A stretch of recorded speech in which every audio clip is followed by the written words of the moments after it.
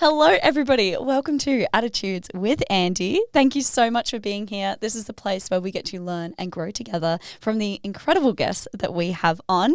If you guys are watching, you can see we're back in the studio after having 2 months away. So I'm very excited. And today we have Alisha Isaacs. Is it Isaacs? Yeah. Okay, cool. Just checking. And she is an influencer, a TikToker, you name it, she does it. She also does some modeling.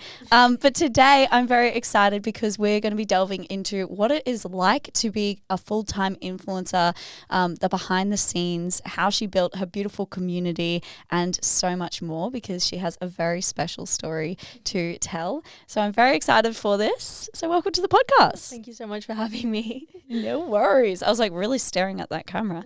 Now I'm going to be looking at you.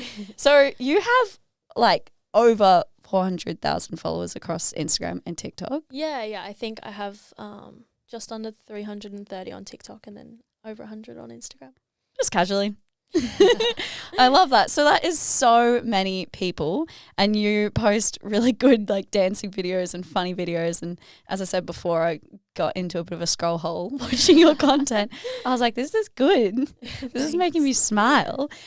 So first of all, when did you kind of start posting? Like, how did this all happen? Oh, good question. So it started back. So I'm originally from New Zealand. So I grew up in Christchurch, New Zealand, as a dancer. I've always, my dream was to be a full-time dancer, maybe on a cruise ship or backup dancing, anything to do with dancing. So I moved to Australia, moved to the Gold Coast in the start of 2020. That was to pursue full-time dancing. I've studied for a year. So I moved over by myself at 17. Started dancing full time, and I completed the year, but obviously that was the year of COVID, so a lot of stuff happened in that year, including my own health issues. I think it all started to go downhill maybe like March of 2020. I've had juvenile arthritis since I was 4 years old, so I've been on and off a lot of harsh medication, stuff that they use for like chemotherapy and anything to suppress my immune system. If you don't know about arthritis, it's an autoimmune disease and it's in most of my joints. So it means that my joints flare up, they get swollen and sore, and I can't walk or move. So you can't dance? No, pretty much. So that was kind of the start of it. So I had been off my medication for a while because it makes me feel sick. I never want to be on it. Yeah. So I'd been off my medication, but obviously full-time dancing was a lot for my body, and couldn't really handle being off the medication and dancing full-time. So I had a massive flare-up where I couldn't attend full-time dancing, which actually happened to be during COVID. So that was great timing because it meant that, I didn't actually have to be in the studio, which was good. But that's kind of when everything started. So they say everything happens for a reason. So I started cooking. I was vegan at the time for my arthritis. And I just started creating recipes in the kitchen in my spare time in lockdown. And I started just kind of taking photos of everything. I was into taking photos of food and staging it and getting all the backgrounds. And it was I was just so, I don't know, I had this new passion. I'd never been into cooking, and I just started cooking, and then I was like, you know what, I want to turn this into a bit of a blog. So started writing down everything so I could start this blog. And then I was already into fitness and kind of mindset stuff, and then I was like, you know what, I may as well just start a website. So I created a website. It was called The Art of Wellness. I got a team from Brisbane to do a big launch video for me. And so I recorded that video and launched probably 2 months later. And then from there, everything started. People were sharing my stuff, and especially when I launched, I had 250 of my friends share on their stories, and that kind of started a bit. And I was really getting into, just being online and doing that kind of stuff. So I was listening to podcasts, and I was getting up for sunrise every day, and I was was like a robot, just doing anything and everything I could to better my mind and, you know, yeah, so that's kind of where it started. And then from there, over the years, I was getting into more fashion stuff. I'd been modelling since I was 5, on and off. Nothing too serious, but obviously when I was doing social media, I was taking a lot of photos, and that turned into more activewear, which then turned into fashion. And yeah, then I kind of turned more into fashion, and I started veering away from health, wellness and fitness. I still love it, but it just wasn't my passion anymore. Yeah, and then I was getting invited to events, and then just mainly doing Instagram. And then I started doing, obviously I'd graduated that end of 2020, and I just started doing Instagram, and then I started TikTok. So I only actually started TikTok probably 6 months ago. What? So yeah, I grew my platform quite fast. So I was always doing Instagram and always like kind of online. And then one of my best friends, Nate, who I make TikToks with, he was just, I spent every day with him anyway, and he was already quite big on TikTok. And he was like, seriously, just get on TikTok, like do it. And I was like, oh, I don't know. Like there was such a stigma around it, and I was like, nah, I'm good.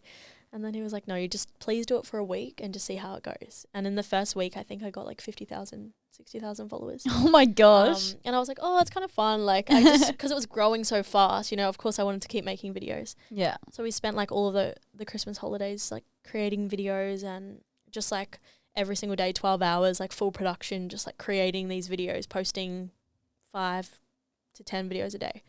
And yeah, it grew really fast, and that's pretty much it. The rest is history.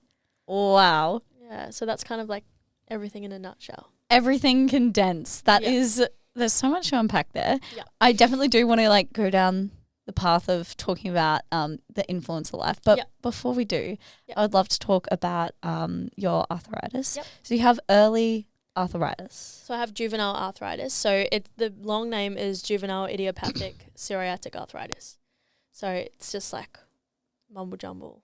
But basically it means I was diagnosed at a young age. I have arthritis, and it's psoriatic arthritis, which is linked to psoriasis, which is a skin condition. So my dad has psoriasis, so I got the arthritis side of it. Wow. Okay. And so you say that your medications make you feel Yeah, horrible. they're horrible. Do you still take them? At the moment, no.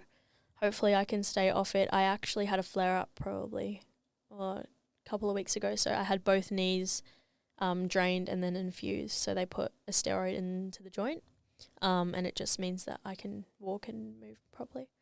So if I have that, I can kind of stay off the medication. But yeah, don't know for how long. Yeah, but hopefully. Yeah. So you usually wait until there's a flare up and then you have to do something about it. Yeah, well, because I was on medication for so long, like 14 years of my life, and then I was kind of on and off it after that. So yeah, when it's bad, I do something about it, and then when it's not, I make the most of it. Yeah. Holy shit. That's such a crazy thing to have at 20 years old. Yeah, so I was diagnosed properly when I was 4, but I think I had it before then.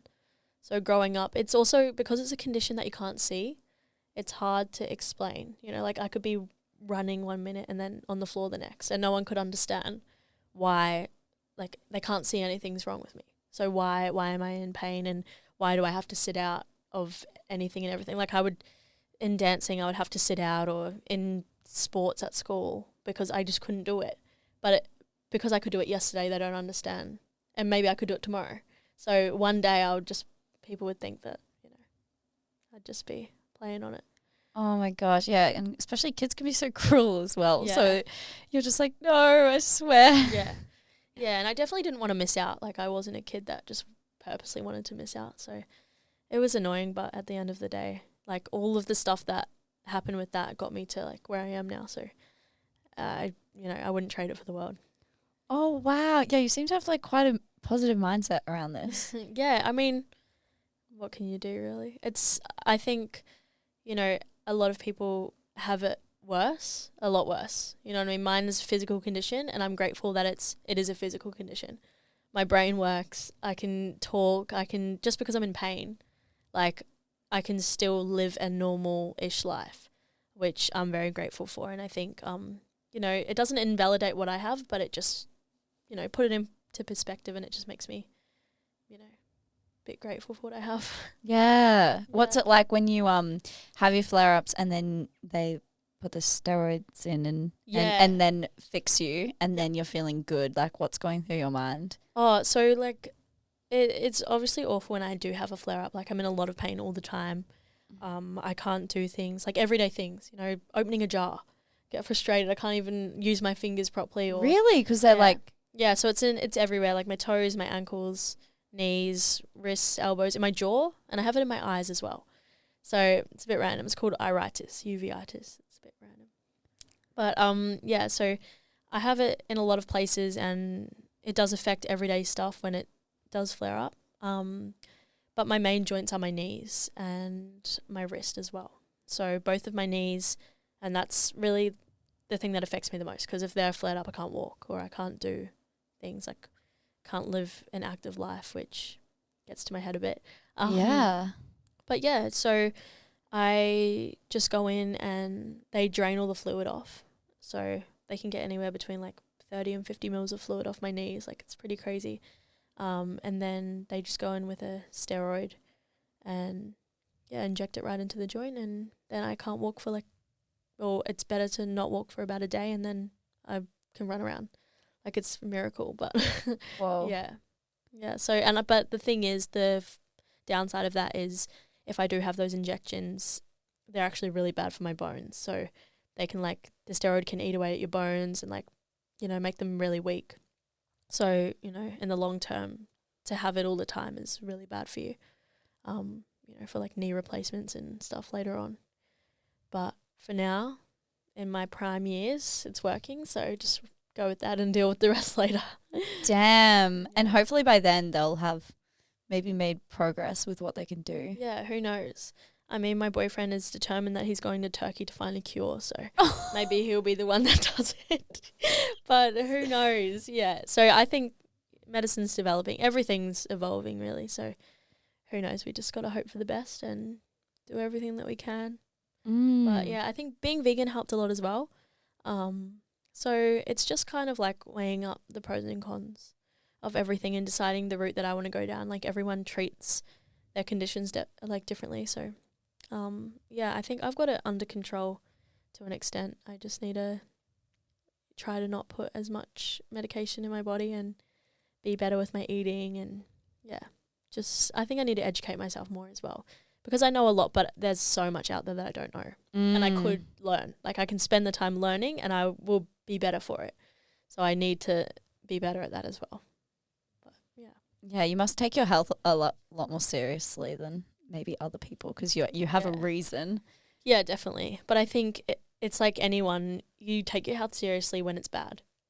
A lot of people, you know, you do take it for granted. When you're well, and that's just how it is. But the minute you feel sick, you take, you know, your health, you realize you take your health for granted. So it's not really until I have a flare up that I go, oh my gosh, like, I need to do something about this. So yeah, I think I need to use all the past experiences as a motivation, rather than waiting for it to go bad and then doing something about it. Yeah. But yeah, definitely. I do try to look after myself as much as I can. That's so true. We do take our health for granted. Yeah. I love the quote where it's like, a happy person wants 1,000 things and a sick person just wants one. Yeah. And it's like, damn. It's so sad, because at the end of the day, without your health, you have nothing.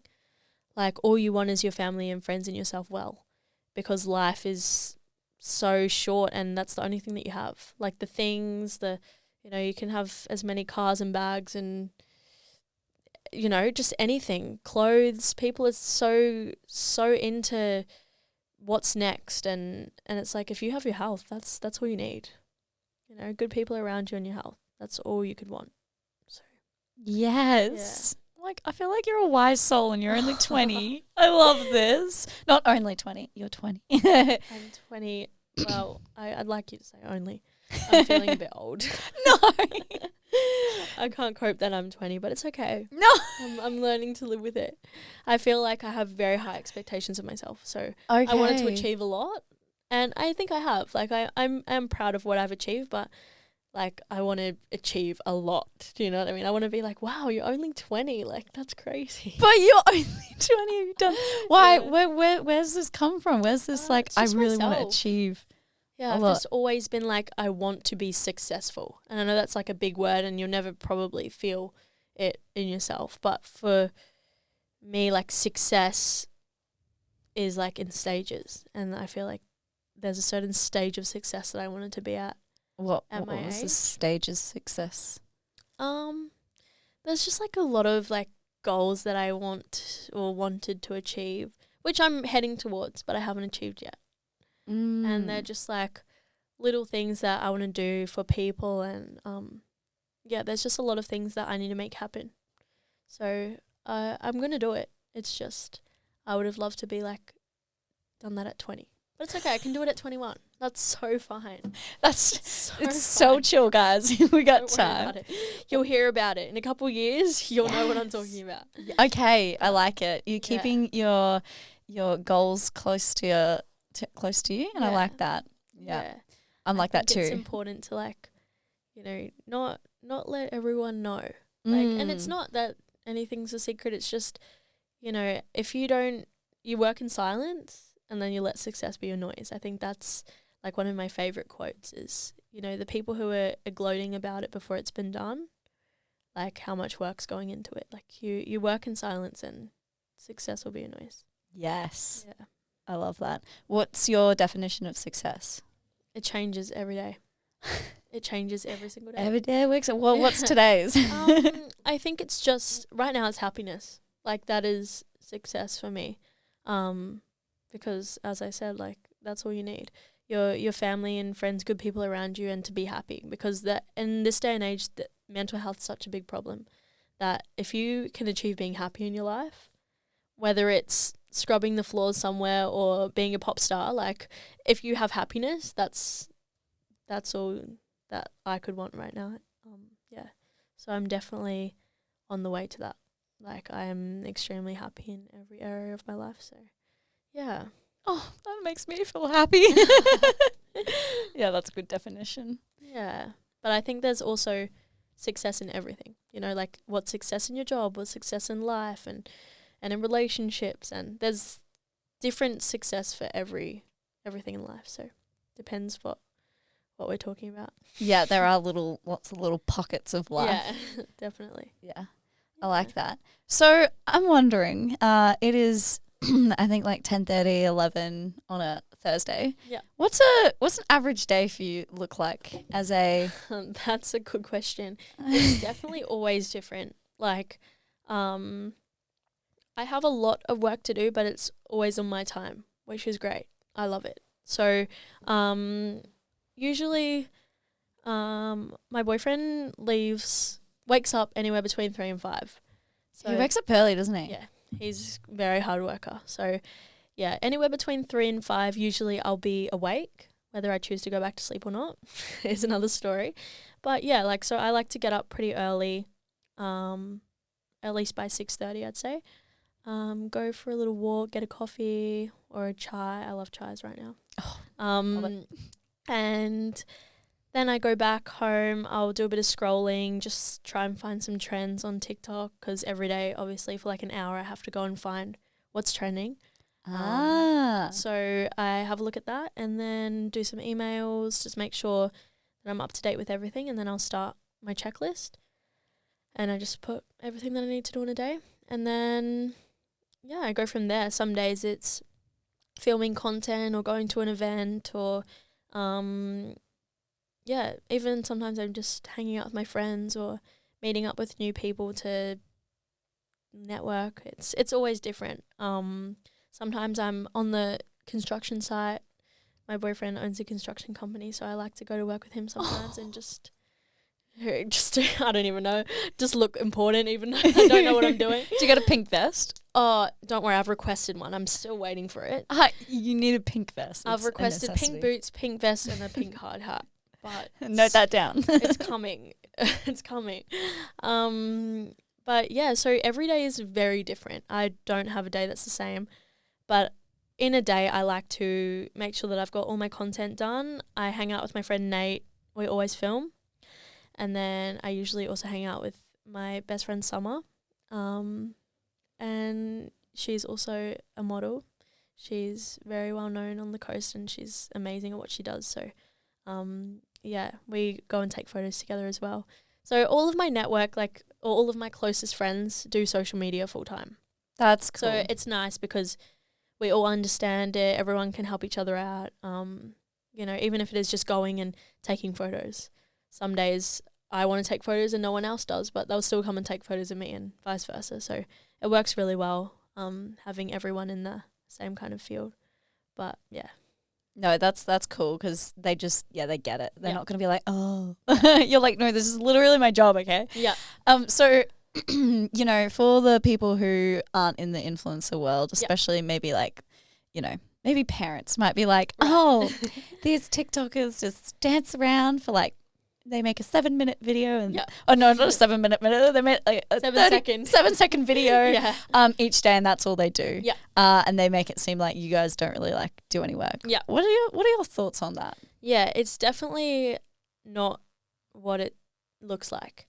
Okay. Like for us, like I have different vibes on each platform. Like on TikTok, I'm just crazy. I'm a dancer and I just don't take myself too seriously. Yeah. Whereas on Instagram, I'm more modeling and more bit luxury vibes. So yeah, they're definitely different. Two aesthetics going on. But pretty much, yeah. I mean, it's a lot of work for TikTok. I mean, it's great money, but also you have to stay on top of it. Like I'm filming for at least 2 to 5 hours a day, and that's just, you know, filming and changing outfits and learning the dances and stuff like that. Like people underestimate how much time it does take. But I guess with TikTok, there's a lot of money to be made on TikTok and not many people know. Like people go, well, how does it happen? You just make a dance. But you can do obviously like brand endorsements and, you know, advertise products or whatever it is. Whereas there's also sound promos, which means I have like 4 managers. I have one in London, one in America, one in Australia, and one directly through TikTok. So you have 4 managers? Yeah. So they all send me jobs from like each kind of country or wherever they get jobs from. And they're mostly sound promos. So they'll say, hey, this artist has just released this song. Here's the rate of the song, and you have creative control. So it means in a day, I'll have a checklist and I go, okay, I've got 5 of these sounds that I have to film and I can create whatever I want. So whether it's I have content already and I want to make a montage to it, or I'm going to create a dance to it or a lip sync or whatever it is.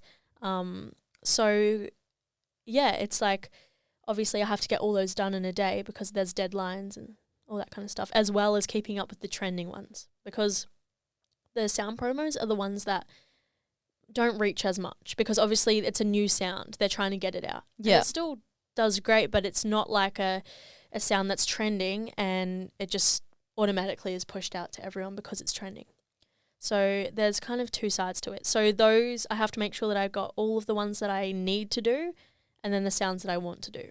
Yeah, and the ones that you need to do to keep growing so that you can keep getting the other deals. Yeah. I was always curious whether the sounds was something that would get paid. So can you maybe drop some figures of like what getting paid to promote a sound for your account would be? So like mainly the videos are I'd say 7 to 20 seconds.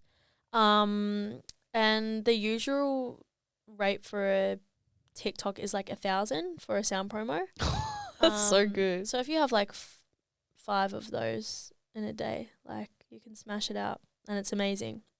But then also it's inconsistent. Yeah. You know, you stay on top of it. You get 5 a day and it's amazing. But what if that 5 is for the next 3 months? So you always have to stay on top of it. But yeah, I'd say like roughly around anywhere between $1,000 and $4,000. So have you ever been paid $4,000 for a? Yeah. Yeah, definitely. Especially for like the bigger ones. But it honestly just depends on like the record label or the artist or anything like that, like, or the manager. So they just give you a rate and you can accept or decline it. And yeah, that's pretty much how it works on TikTok. So a lot of sound promos, that's the main kind of thing. I think I'm pretty, like, I'd say that is a massive chunk of my job is sound promos. Yeah. It's probably nicer as well because then you can be more creative with it instead of like having to promote like a brand. Yeah. Because then it's just like you see it and you're like, oh, well, this is just an ad. Exactly. Like it's more genuine. People are getting genuine engagement because it's not, hi, this is the product, use my code. Yeah. That's very, you know, salesy. So it works well. And yeah, I mean, I love it as well. It gives me creative control to do whatever I want. So yeah, it's super fun. And then Instagram is just clothing brands or whatever sending stuff, and they'll have a rate, and it may be like three posts in a month, or you know, we want to do 3 posts, 3 reels, and yeah. So it's either just Instagram, just TikTok, or all together. So I could have like a deal, like right now I have a deal and I have to do 4 TikToks, 3 posts, 3 reels, 2 stories every month. Yeah, wow. For how long? It's 3 months. It goes in 3-month contracts. Ah. So you can renew it after 3 months, but for now, like, this contract's 3 months. And then, yeah, you, like, build, obviously, a good relationship with the brands, and you can work with them for a really good amount of time. So it really just depends. It's always different. Yeah. But you kind of have, like, a set rate, and then brands will negotiate with you, and you just, yeah, find a middle ground. Yeah. I've heard that if they don't try and negotiate the price, then you didn't set it high enough. Yeah, exactly. If they say, yep, you could have got way more, I'm telling you. Oh, okay. But yeah, no, it's really good. I love it. What's the highest you've been paid for a brand deal? Oh, the highest I've been paid for a brand deal? Probably 12,000, I'd say. That's pretty decent. Yeah, that's like pretty good for what it is. So as I said, like, it's a lot of work, but it also pays off. So it's like anything really. Like you are the owner of your own company, like your personal brand. So the more you work on it, the more it's going to pay off. Same within any field. If you own a company and you put in the hours, then it'll pay off. So I think people go, oh my gosh, I can't believe how much that deal was, but you don't know how much work's gone in behind the scenes to get that. Yeah, and you were saying how you went like live all like pretty much every single day for a long time there was a there. solid chunk where I was going live every single day, and there'd be like 5,000 people at once just watching us in the living room, just dancing and, you know, seeing all the behind the scenes, which they loved as well. And they'd comment on our stuff like, oh my gosh, I just watched the behind the scenes, this is amazing. So it's cool to see that people actually like to watch the behind the scenes and what happens, because they only see a snippet. You forget that, yes, you've spent 12 hours doing it, but they only saw 7 seconds. Yeah. So when they can watch the behind the scenes, they love it. It's like more of a connection with definitely. Yeah, because I suppose that would be something that you don't get, is that intimate kind of getting to know each other. But then with the lives, you kind of do get that. Yeah, definitely. I think with like YouTube, that's longer form, or podcasts, you get to know them a bit more. But then, so I think the lives are smart. Yeah. I like that. Yeah, it's good. And I feel like people are veering away from YouTube and stuff because they don't have as much of an attention span. They want the quick videos on TikTok. That's like the platform right now. So if you can do the behind the scenes on that app, then it's right in front of them. They don't have to go searching for it. Yeah. Smart. Okay. Noted. Maybe one day I'll do a live, guys. Yeah, do it. Definitely try it out. I'll have to think of something entertaining.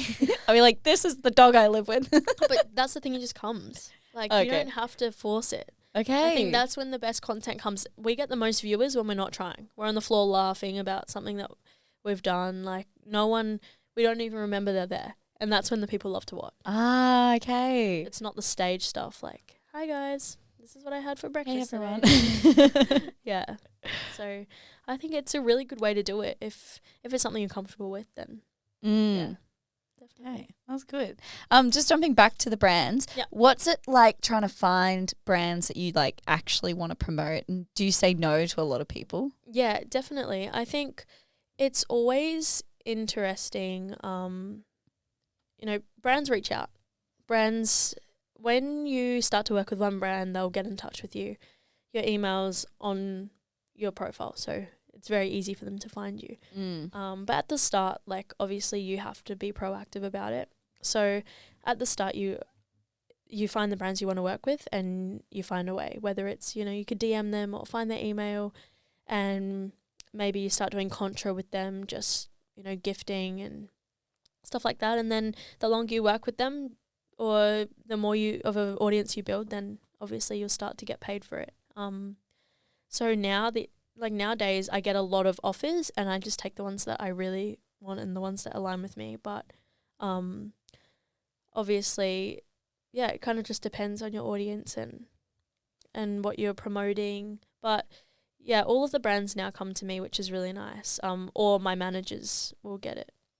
And are your managers good? Yeah, my managers are amazing. Like they help me, or I could also tell them what brands I want to work with, and they'll help me out. But most of it, they do all the hard work for me, kind of finding the brands, negotiating and stuff, and then they come to me and say, "Here's the rate, here's the here's the deadline," and yeah, this is what you have to do. Okay. And what are some of the maybe like not so good sides? Because I was thinking how my podcast is a little bit smaller than your page, but like sometimes I'll be like, oh my god, this got this many views, and then another one I'll be like, why isn't this performing well? And then you feel sad, and I'm like, stop thinking about the numbers, like. And then I was thinking, like, I wonder what it would be like if this actually was, like, my income. Yeah. And whether this would fuck with me even more because I'm like, oh, well, I need these viewers. Like, do you ever get like that? Not really. Okay. I think I'm very, how do I put it? Like, I can detach from it very easily. Like, I post a video and it's posted. I couldn't care if it... Oh, of course I care, but I'm not really attached to the numbers, whether it's got 5,000 views, whether it's got 5 million views. Like, I enjoyed recording it. I enjoyed, the whole process. So I just put it out and hope for the best. But yeah, obviously not every video is going to go well. Like, it's just how it is. It's never going to go great every single time. So the more you put out there, the more you realize what you want to create and what works, and then rinse and repeat. I think like me and Nate did one dance, I think probably over 40 times, and it got 1 million every single time, like over 1 million views. And that's because everyone loved it. So we just kept doing it until it didn't work anymore. And sometimes that's what you got to do. Like, change it up, but do the exact same thing that you've done and then just post it again. I think, like, people underestimate. They'll be like, oh, I've already done it. But do it until it doesn't work anymore. I think, yeah, it's amazing. If it works, then it works. Like, people are so close-minded, I think. Like, just keep doing it. Keep doing what you're doing. Yeah, keep doing it if it's working. Yeah. Okay. That's such a good attitude, to not be, like, too affected by the numbers. Yeah, I think, like, also because I've been doing it for a while, I know that it comes back. Just because it's down right now, I'm like, it's okay. Next week will be better.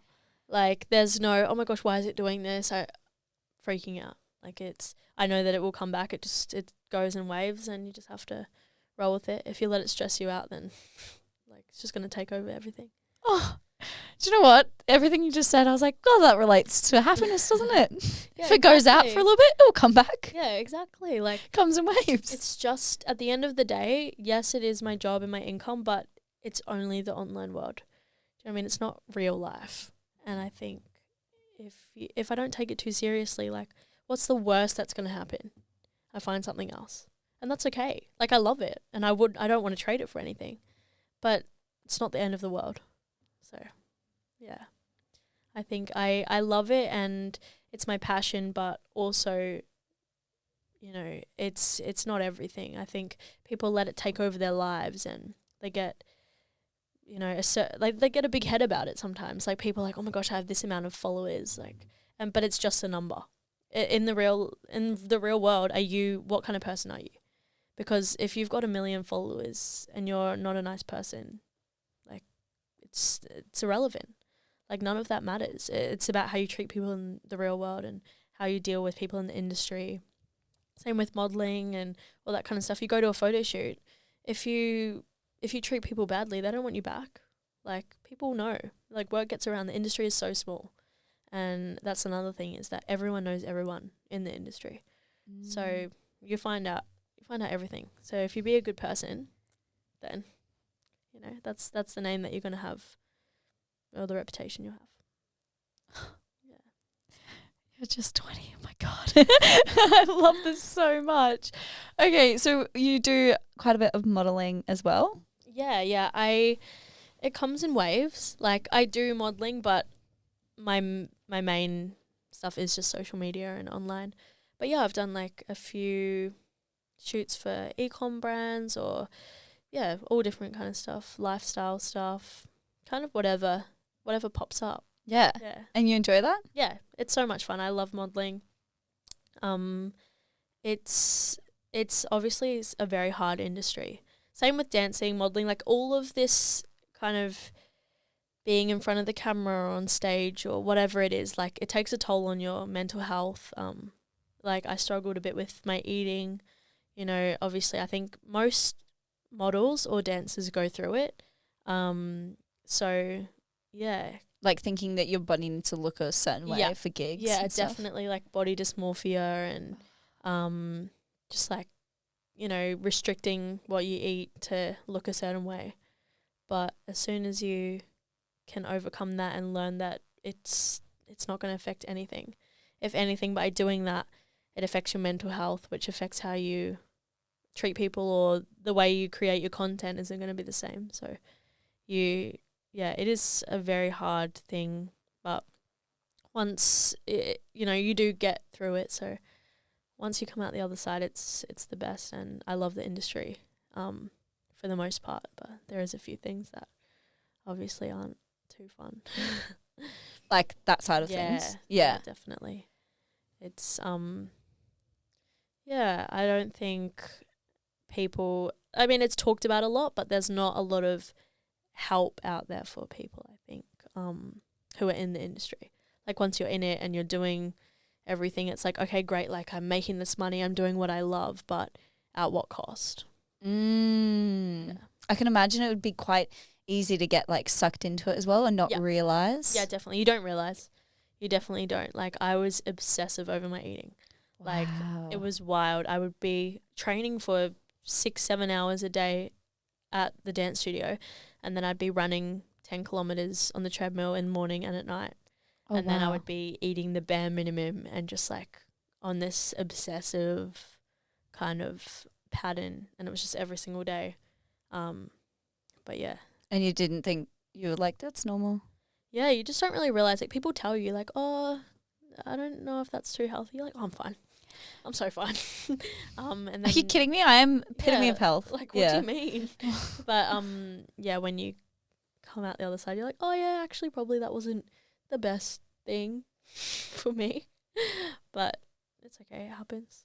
Yeah, that's great that you have perspective now and can be like, okay. Yeah, definitely. Not great, but we can learn from that. Yeah, do it the right way. Yeah. I think that's very important, is just if you want to look a certain way, just work hard and, get a nutritionist, eat the right things. That's a good way of doing it rather than anything else. Yeah. Oh, sorry, just put your microphone a little bit and then up. Yeah, nice. Yeah, okay, perfect. You're slowly drifting away. Yeah.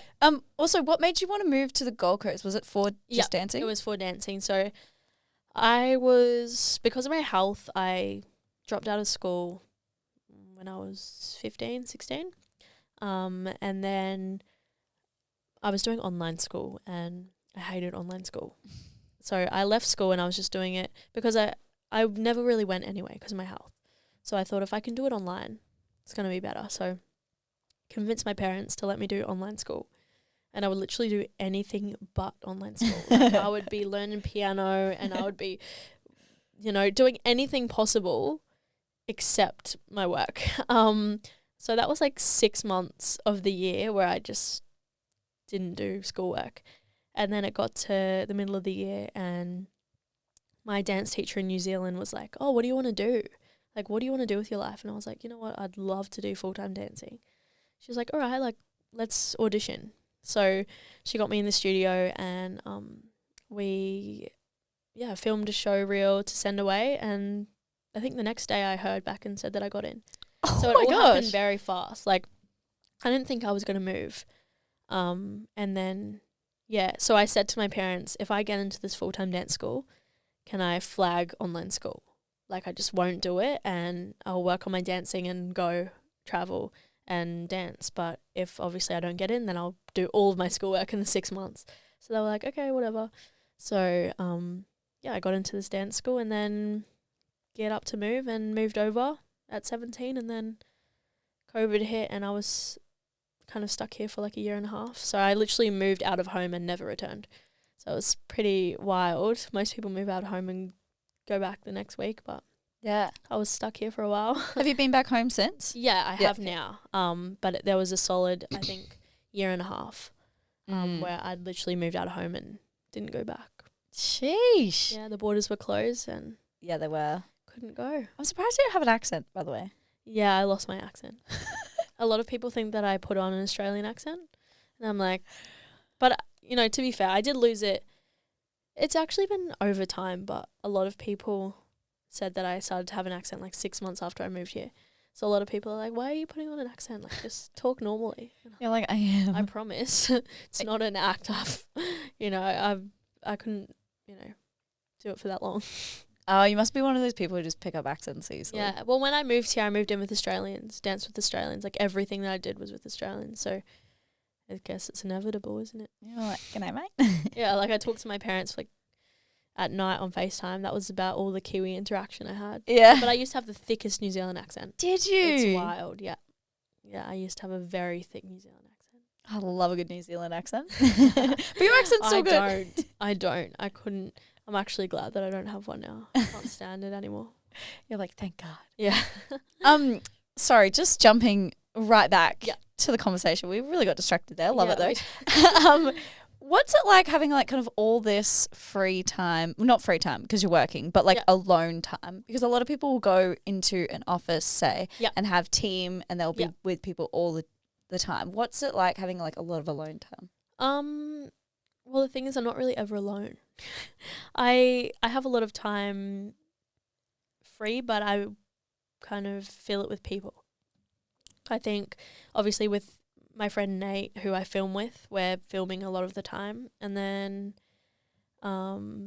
also Summer, I'm with her a lot of the time. So in between when I am by myself, just try to smash out work. And it's hard to, well, I did struggle a lot at the start with managing myself, like trying to get motivated because it's not easy when you're by yourself to motivate yourself to do it. But yeah, I've gotten a lot better at that, and as long as I get all my work done, then I can have a lot of fun as well. And my boyfriend, he motivates me a lot to work and stay focused. So if anything, I just go into his office. He has a few on the Gold Coast, so I just go into one of them and just sit down and do my work. So it's a good place for me to focus. Yeah. Somewhere that's not home, because I don't really focus at home. Get very distracted. I get the karaoke on and anything but work. Yeah. Karaoke. Yeah, just put karaoke on YouTube. How good is karaoke on YouTube? I know. I do that too. Yeah, it's just, what else are you going to do in your spare time? Sorry to the neighbours, but... That's such a good procrastination tool. I love definitely. it. Yeah, no, I'm the same. I'm hopeless if I'm at home. I'm like, I won't get anything done. Yeah, that's me. So I do like to, if I know that I'm going to have one of those days where I'm in one of those moods, I just go to the office and sit where I have to do my work because there's nothing else there. Okay, I love that. So I think there's a massive misconception where people are like, oh, I thought I really enjoyed doing this thing, but I don't feel like doing it and all of this. And like people are like, I really want to start a podcast, but then when I come to it, I don't feel like doing it. And I'm like, guys, you're not always going to feel like doing it. Like sometimes I'll be like, oh, I don't feel like recording it. But then as soon as I start, I'm like, love it, you know, in the zone. Do you relate to that? No, that's me with social media all the time. Okay. Sometimes I'll just not post for weeks, especially on Instagram. I'm just like, no thanks. I go in these waves, and that's okay. Like, you can't be on your A game all the time. No. And there's times where I just don't even want to look at social media, so I don't. Like, that's okay. I mean, with me, it's my job, so I have to do it. There's a point where I have to get on there and do it, but there's, you know, you can, if you just turn it all off, that's okay. You just do work later. Just do it later. Just do it later, it's fine. Yeah. But yeah, as long as you stay on top of everything, like, I think, but I'm also good because I don't scroll. Like, I'm very bad. I scroll on TikTok to find trends, but just aimlessly scrolling or looking, I don't. Like, people go, oh, did you see this? Did you see this? No, I didn't see anything. So I think it's good because I'm able to just switch it off. Yeah. Yeah, but also work is there all the time because it's social media. You never switch it off.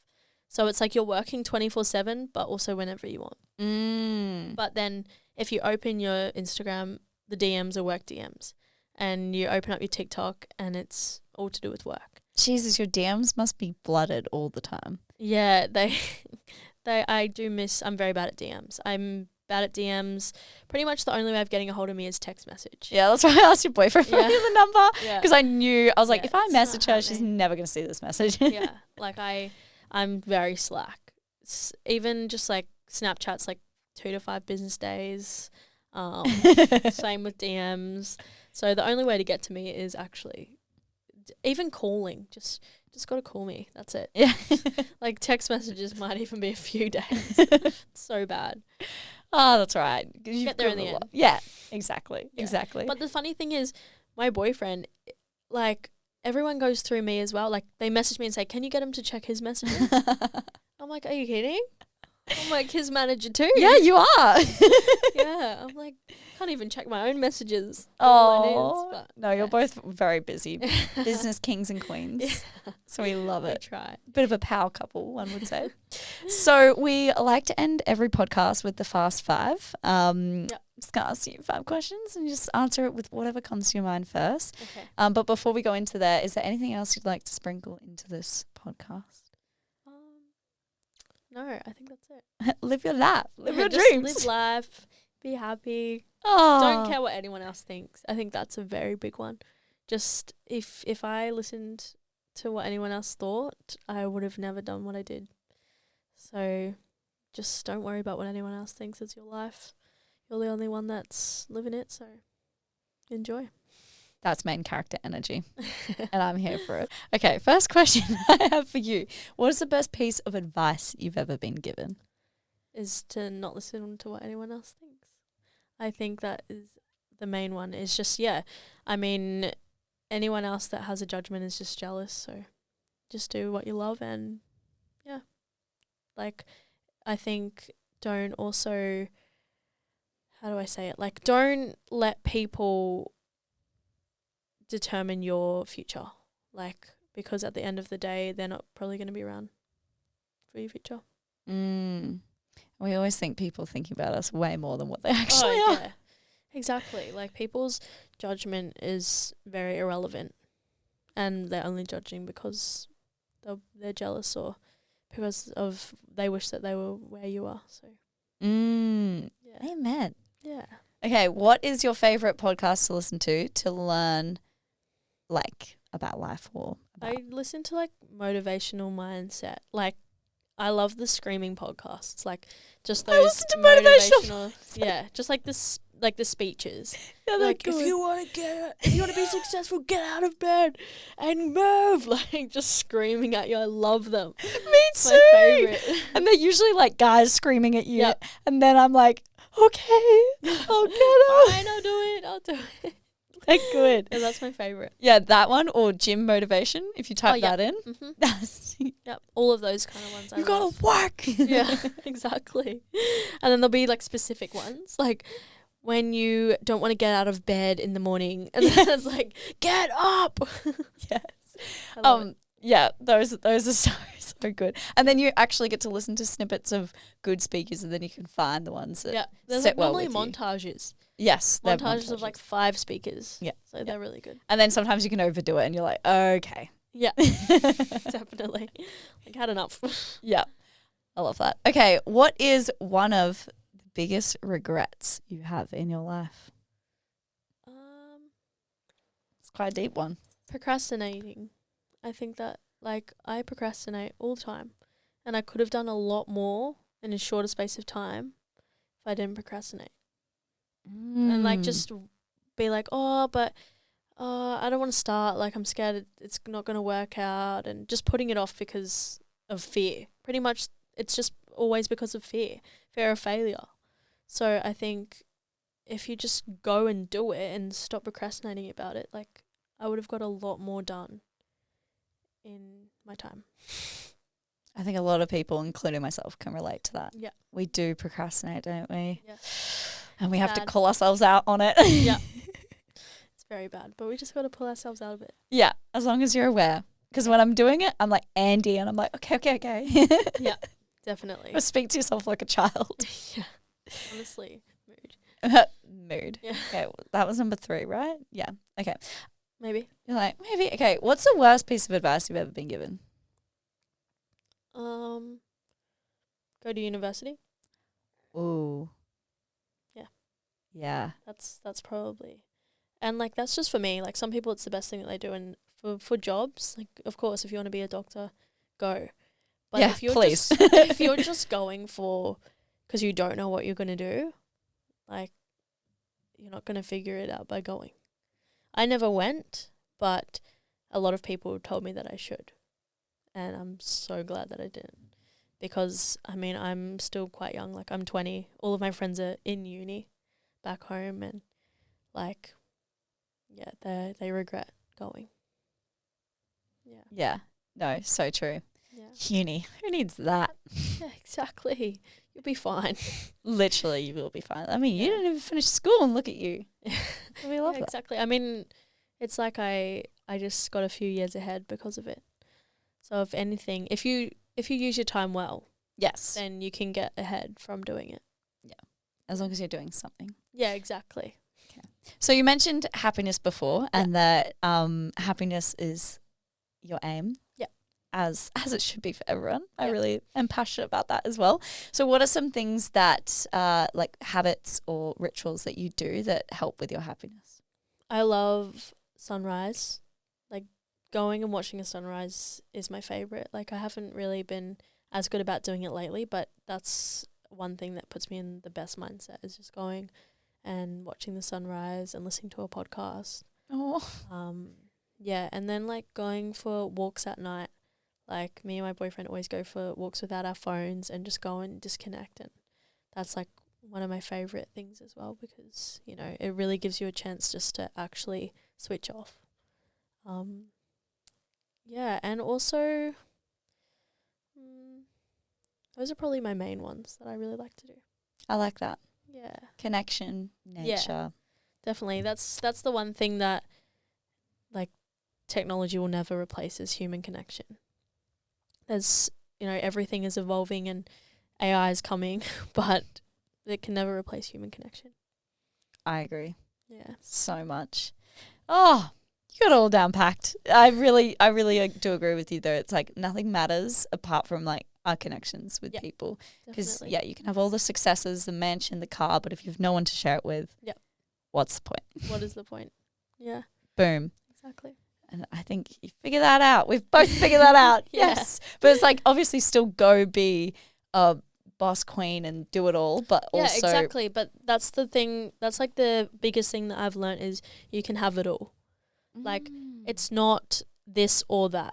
It's, you know, like I want to be known for the person that's so kind, that has everything but gives everything, and that, you know, like I want to have everything in the world but still help like homeless and still be able to give back and do all that stuff. But like, why can't you have it all? Everyone's like, oh, if they're successful, they're probably snobby, or if the nice ones are the ones, that aren't so successful. But really, why not have it all?